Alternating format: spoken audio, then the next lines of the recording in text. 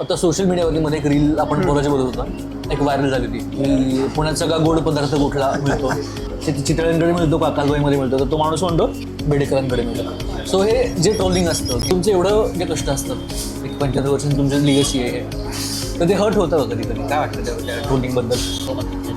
To be very honest, म्हणजे मनापासून सांगायचं तर माणूस म्हणून नक्कीच दुःख होतं.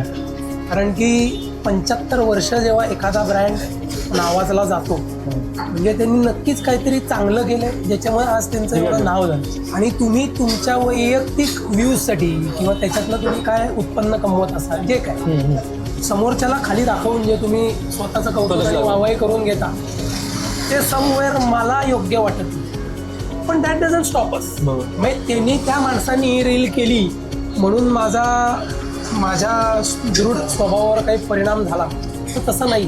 उद्या त्याच्यापेक्षा बत्तर रील करणारी माणसं आहेत, पण पण त्यांनी मला काही फरक नाही पडला.